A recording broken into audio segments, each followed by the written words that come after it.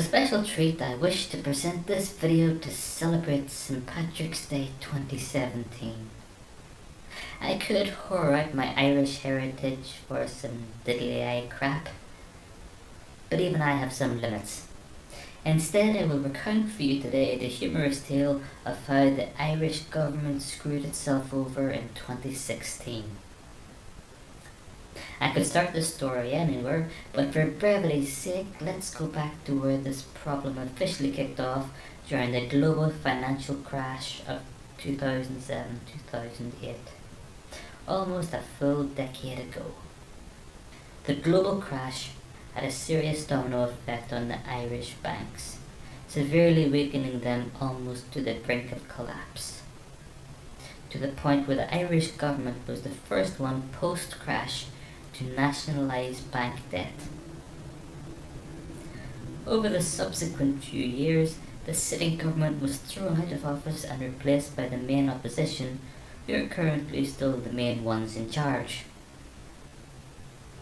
Around 2010-2011ish, the squeeze to the finances started to hit Ireland hard, as the EU's central bank and Germany initiated its grasp around the metaphorical throat of Ireland, and businesses lacking money started cutting back and/or shutting down.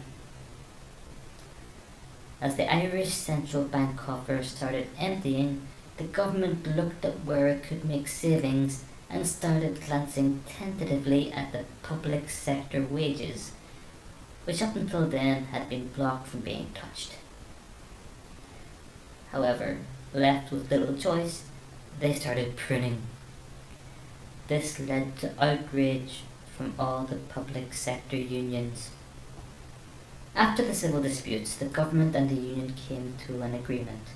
Cuts would be accepted by the public sector with the promise that, as soon as the economy improves, these cuts would be reversed with additional bonuses, I'm sure. This is where the entertaining part comes in. It became clear over the following years that the Irish government were little more than German puppets, and it also became clear that the European Central Bank was designed to protect the euro and not the individual EU members. The Irish government, then desperate for money, started raising taxes to pay back the debt owed to the EU. After a few years of this, the coffers were still empty, but the government needed to instill confidence in the Irish economy and probably stop revolt. The way they did this was to say that a corner had been turned, air quotes, and the economy was improving. Those comments started coming out around 2013.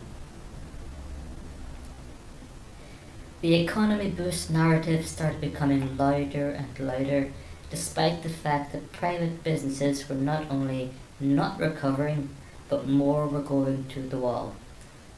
In 2015, in the Republic of Ireland, you could walk around all the small towns and cities outside of Dublin and practically count more commercial outlet premises vacant than populated. So to the public it seemed more delusional than good old comical alley to hear that the economy was growing. But this is where the government shot itself in the foot. In 2016, the public sector, hearing about how great things were in the economy, got tired of waiting, and Ireland faced months of posturing from all sides.